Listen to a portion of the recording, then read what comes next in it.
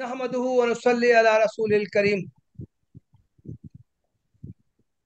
आजकल uniform civil code का बहुत शोहरा है।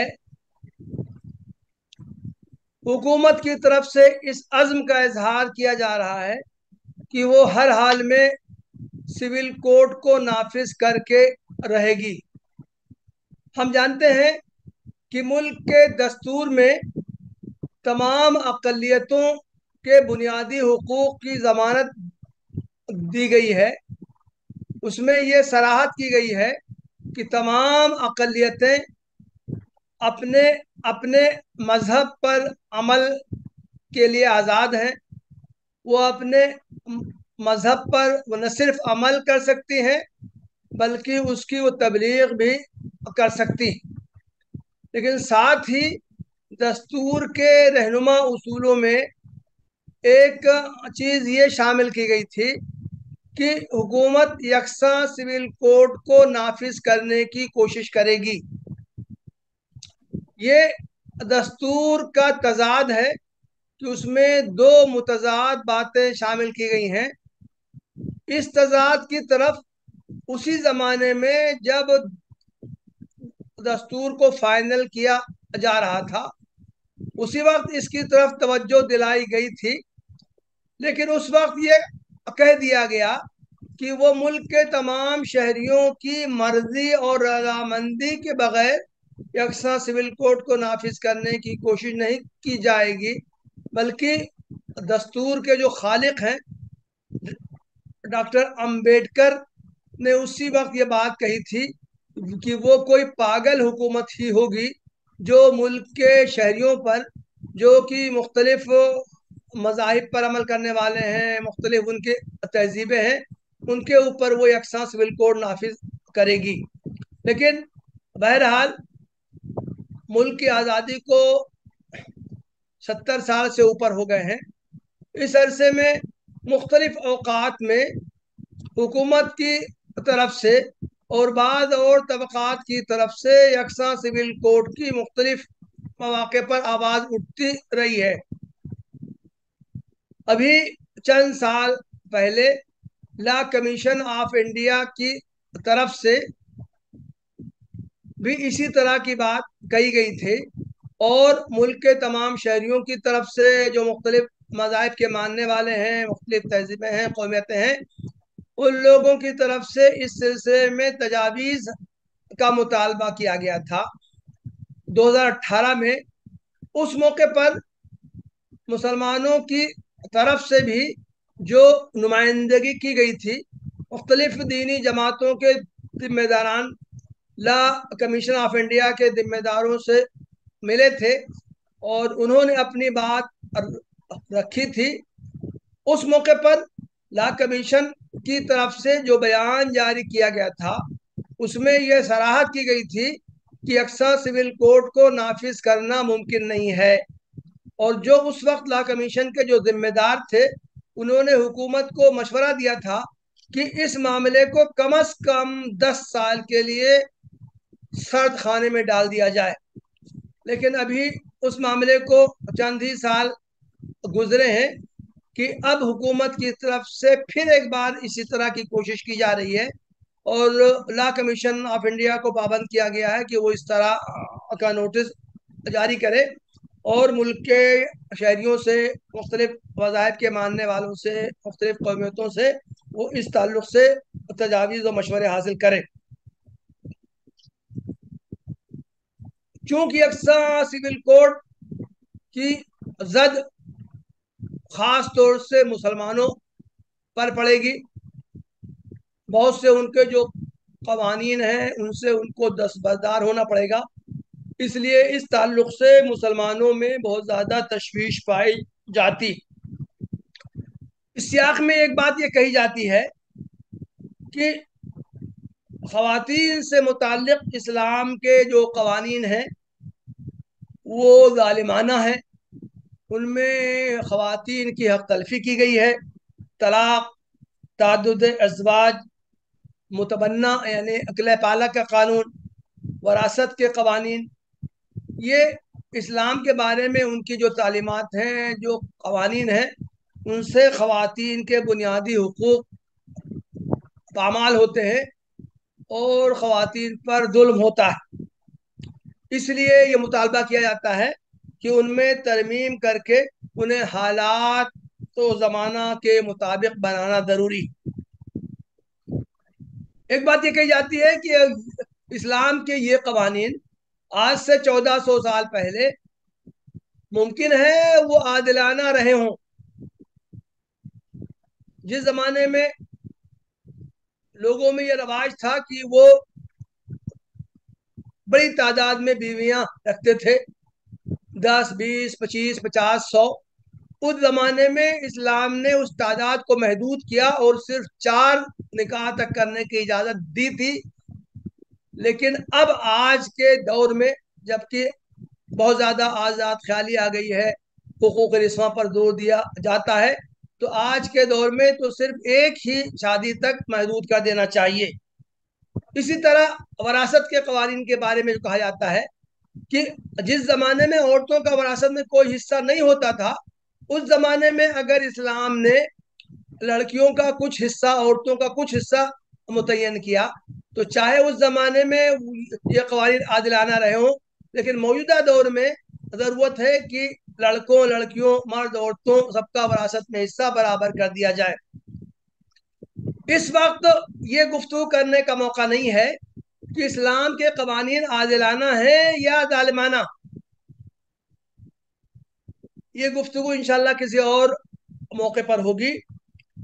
اس وقت اس موضوع پر کچھ اظہار خیال کرنے کی ضرورت محسوس ہوتی ہے کہ کیا اسلامی قوانین میں ترمیم کرنے کی گنجائش ہے یا نہیں ہے۔ اس تعلق سے میں چند باتیں عرض کرنا چاہتا ہوں۔ ایک چیز تو یہ کہ اسلام کے معنی ہے اپنے آپ کو سرنڈر کر دینا۔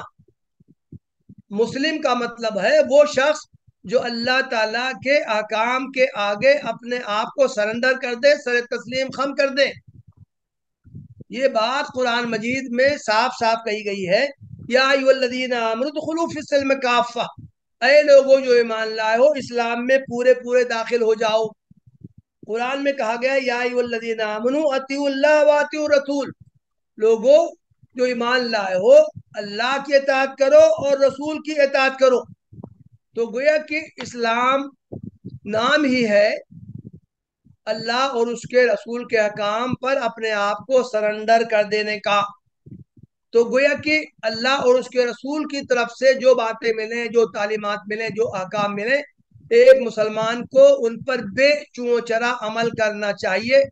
اس میں اس کو اختیار نہیں ہے کہ ان میں سے کس تعلیم پر عمل کرے، کس تعلیم پر عمل نہ کرے۔ دوسری بات یہ ہے کہ عام طور سے جو لوگ اسلامی قوانین میں ترمیم کا مطالبہ کرتے ہیں وہ یہ بات فراموش کر دیتے ہیں کہ اسلامی قوانین جو ہیں وہ انسانوں کے بنائے ہوئے نہیں ہیں، بلکہ وہ اللہ تعالی کے عطا کیے ہوئے ہیں۔ مین میڈ لاز اور ڈیوائن لاز دونوں میں فرق کیا جانا چاہیے۔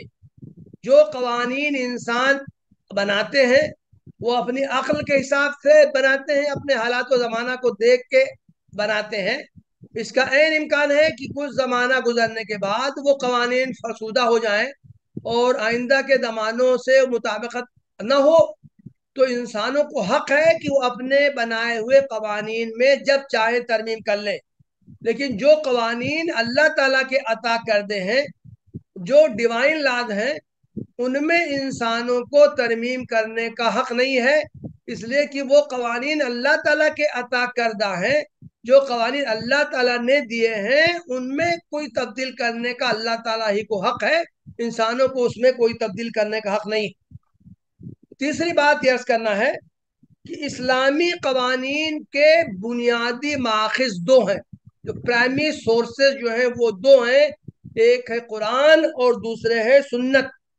یعنی قرآن جو ہے اللہ تعالیٰ کا کلام ہے، اس کی جو ہدایات ہیں، اور سنت کا مطلب یہ ہے کہ اللہ کے آخری رسول حضرت محمد صلی اللہ علیہ وسلم نے اللہ تعالیٰ کی طرف سے جو کچھ ارشاد فرمایا ہے اس کو سنت کہا جاتا ہے۔ تو گویا کہ زندگی کے تمام پہلوؤں سے متعلق جو قوانین اللہ تعالیٰ کی طرف سے ملے ہیں، جو قوانین اللہ کے رسول کی طرف سے ملے ہیں، یہ اسلامی قوانین کے پرائمری سورسز ہیں۔ اگلی بات یہ ہے کہ اسلامی قوانین کی دو قسمیں ہیں، ایک کو منسوس کہا جاتا ہے اور دوسرے کو غیر منسوس کہا جاتا ہے۔ منسوس اسلامی قوانین کا مطلب یہ ہے کہ اسلام کے وہ قوانین جو قرآن مجید میں اور احادیث میں صراحت سے بیان کیے گئے، ان میں کوئی ترمیم نہیں کی جا سکتی، زمانہ گزرنے کے ساتھ ساتھ ان میں کبھی ترمیم نہیں کی جا سکتی۔ آج سے 1400 سال پہلے جب قرآن نازل ہوا تھا، اللہ کے رسول کی ذات موجود تھی، اس وقت جو قوانین دیے گئے ہیں جن میں صراحت کر دی گئی ہے بعض احکام کی، بعض باتوں کی، ان میں قیامت تک تبدیلی نہیں کی جا سکتی۔ اور دوسرے وہ قوانین ہیں جو غیر منسوس ہیں۔ غیر منسوس کا مطلب یہ ہے کہ قرآن اور حدیث میں ان کی صراحت نہیں ہے، منسوس احکام کی روشنی میں مسلم علماء نے ان کا استنباط کیا ہے، اجتہاد کیا ہے اور غور خوض کر کے زمانے اور حالات کے مطابق کچھ احکام نکالے ہیں، ان میں تبدیلی اور ترمیم کی گنجائش موجود ہے۔ خلاصہ یہ کہ دو طرح کے قوانین ہیں، ایک تو منسوس احکام ہیں جو قرآن اور حدیث میں صراحت سے بیان کیے گئے ہیں، ان میں تبدیلی نہیں کی جا سکتی۔ دوسرے جو منسوس نہیں ہیں، جو مستنبط ہیں، جو اجتہاد کر کے غور و خوض کر کے نکالے گئے ہیں، ان میں حالات و زمانہ کے اعتبار سے کچھ ترمیم کی جا سکتی ہے۔ اس تعلق سے میں کچھ مثالیں بیان کروں گا، اس سے واضح ہوگا۔ مثال کے طور سے نکاح کے بارے میں صریح احکام یہ دیے گئے ہیں کہ نکاح دو گواہوں کی موجودگی ہی میں ہو سکتا ہے۔ تو گویا یہ ایک منسوس حکم ہے، قطعی حکم ہے، اس میں کوئی تبدیلی کبھی نہیں ہو سکتی۔ کوئی یہ کہے کہ نہیں اب گواہوں کی ضرورت نہیں ہے، اب ایک ایفیڈیوٹ پیپر پہ مرد عورت دونوں سائن کر دیں تو نکاح ہو گیا، یہ بات صحیح نہیں ہے۔ ہر زمانے میں گواہوں کی موجودگی ضروری ہے۔ البتہ جو فقہ میں ایک بات یہ کہی گئی ہے کہ دولہا کا، دلہن کا، قاضی کا اور گواہوں کا ایک مجلس میں ہونا ضروری ہے۔ اس تعلق سے آج کل یہ سوال پیدا ہوتا ہے کہ اگر آن لائن تمام افراد آپس میں مربوط ہو جائے تو کیا آن لائن کیا گیا نکاح درست ہے؟ اس کے بارے میں بھی اگرچہ فقہا نے کہا ہے کہ یہ آن لائن کنیکشنز میں شبہات ہوتے ہیں، اس لیے اس سے اجتناب کرنا چاہیے، لیکن آج کل بعض فقہا نے اس کی گنجائش پیدا کی گئی ہے کہ اگر آلات پرفیکٹ ہوں، ان میں کسی طرح کا کوئی شبہ نہ ہو، تو آن لائن کنیکشن کے نتیجے میں ایک اس کو مجلس تصور کیا جا سکتا ہے۔ یا جیسے طلاق کے بارے میں احکام ہے، سورۃ طلاق کی آیت ہے، یا ایھا النبی اذا طلقتم النساء فطلقوهن لعدتهن، جب طلاق دو تو عدت کا شمار کرو۔ تو گیا اس آیت سے معلوم ہوتا ہے کہ طلاق مرد کا حق ہے اور دوسرے طلاق کے نتیجے میں عورت کو عدت گزارنا ضروری ہے۔ یہ حکم منسوس ہے، اس میں کبھی بھی تبدیلی نہیں کی جا سکتی ہے۔ البتہ بعض صورتوں میں اگر یہ محسوس ہو کہ چونکہ طلاق مرد کا حق ہے، اور بعض صورتوں میں مرد ایسے ہوتے ہیں جو عورت پر ظلم ڈھاتے رہتے ہیں اور عورت اگر الگ ہونا چاہے تو اس کو آزاد نہیں کرتے ہیں، اس لیے فقہا نے ایک صورت بنائی ہے کہ تفویض طلاق، یعنی اگر شوہر سے یہ کہا جائے کہ تم طلاق کا حق عورت کو دے دو اور وہ تیار ہو جائے، تو گویا کہ اس کی گنجائش ہے اور مرد کی طرف سے ظلم کی صورت میں اگر عورت کو طلاق کا حق دے دیا گیا تفویض طلاق کے ذریعے تو وہ اپنے اوپر طلاق نافذ کر سکتی ہے۔ اسی طرح طلاق کے بعد عدت گزارنا ضروری ہے۔ اگر کسی مرد کا انتقال ہو جائے تو قرآن میں صراحت ہے کہ عورت 4 مہینہ 10 دن عدت گزارے گی۔ یہ منصوص حکم ہے، قرآن میں اس کی صراحت ہے، تو اس لیے اس کے بارے میں یہ نہیں کہا جا سکتا کہ اب تو ٹیسٹ کے ذریعے معلوم کیا جا سکتا ہے کہ عورت حمل سے ہے کہ نہیں ہے۔ تو اگر یہ تحقیق ہو جائے کہ عورت حمل سے نہیں ہے تو عدت کی کوئی ضرورت نہیں ہے، یا بیوہ عورت کے لیے صرف ایک مہینے کی عدت کافی ہے، یہ کہنا جائز نہیں ہوگا، اس لیے کہ قرآن میں صراحت سے اس کا حکم آیا ہے کہ بیوہ عورت 4 مہینے 10 دن کی عدت گزارے گی۔ اسی طرح وراثت کا جو حکم ہے اس کے بارے میں یہ قرآن میں صراحت ہے کہ بعض صورتوں میں عورت کو مرد کے مقابلے میں نصف حصہ ملے گا۔ اگرچہ یہ غلط فہمی ہے کہ تمام وراثت میں ہر حال میں عورتوں کو نصف دیا گیا ہے، بلکہ وراثت کے جو تفصیلی احکام ہیں ان سے معلوم ہوتا ہے کہ بعض صورتوں میں عورت کو مرد سے زیادہ ملتا ہے، بعض صورتوں میں مرد عورت دونوں کو برابر ملتا ہے، اور چند گنتی کی صورتیں ایسی ہیں جن میں کہ عورت کو مرد کے مقابلے میں نصف ملتا ہے۔ تو وہ جو صورتیں ہیں وہ بھی شریعت کی حکمتوں پر مبنی ہیں، اس لیے یہ منصوص احکام ہیں، صریح اور قطعی احکام ہیں، ان میں کوئی تبدیلی کرنا جائز نہیں ہے۔ یہ کہنا جائز نہیں ہے کہ آج کل کے زمانے میں وراثت کی تمام صورتوں میں مردوں اور عورتوں کا حصہ برابر کر دینا چاہیے۔ یا اسی طرح جیسے حدیث میں صاف الفاظ میں ہے لا وصیت لوارث، کہ وارث کے حق میں وصیت نہیں کی جا سکتی، یہ ایک منصوص حکم ہے، لیکن فقہ نے ایک صورت یہ بتائی ہے کہ اگر وارثین کا جو حق بنتا ہے اتنے کی وصیت کرنا جائز ہے، یعنی وراثت میں جس وارث کا جو حق بنتا ہے اسی کو اگر وصیت کی شکل میں رجسٹرڈ کرا دیا جائے تو اس کی گنجائش ہے، یہ جائز ہے، اس لیے کہ اس سے کسی وارث کا حق نہیں مانا جاتا ہے، نہ کسی وارث کو زیادہ ملتا ہے۔ تو خلاصہ یہ کہ اسلام کے آئلی قوانین جو ہیں ان میں ترمیم کی گنجائش ہے، البتہ صرف ان قوانین میں جو کہ مستنبط کیے گئے ہیں، جن میں فقہاء نے اجتہاد کیا ہے، قرآن و سنت کے منصوص احکام کی روشنی میں انہوں نے جو استنباط کیا ہے ان میں تو حالات و زمانہ کے مطابق ترمیم کی جا سکتی ہے، لیکن قرآن کے جو احکام منصوص ہیں، حدیث میں جو بالکل صراحت سے احکام بیان کیے گئے ہیں، ان میں کبھی کسی زمانے میں بھی ترمیم نہیں کی جا سکتی۔